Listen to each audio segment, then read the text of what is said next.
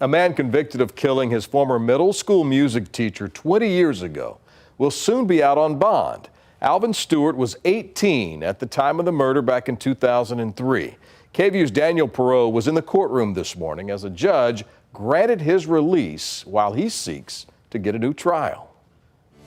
The DA's office says it was one of the original prosecutors who put Alvin Stewart behind bars that flagged this case for further review, worried that a potential miscarriage of justice had occurred. He recalled letters that Stewart wrote to prosecutors from behind bars, detailing the sexual abuse that he suffered and expressing remorse for his actions. That prosecutor, Jim Young, was in the courtroom as the judge granted his release.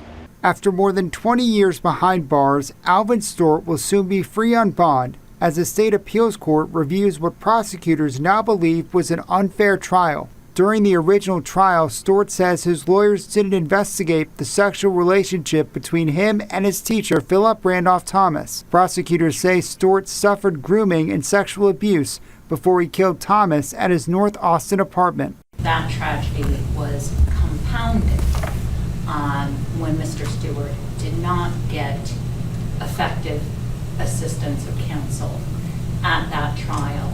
After acknowledging how the system failed him, Judge Karen Sage set his bond at $1. I know that what we do here today can't really make up for that.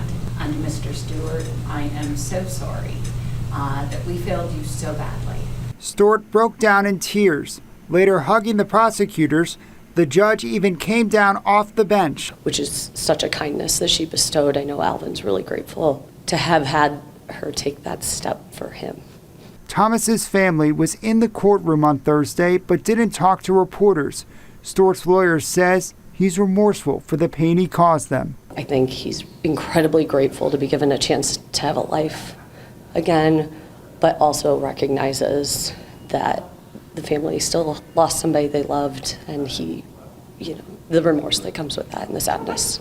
Stewart will be out on bond while the Texas Court of Criminal Appeals reviews the findings. The court could either grant a new trial, deny the recommendations and send him back to jail, or request additional evidence. It's a process that prosecutors say could take months or even years.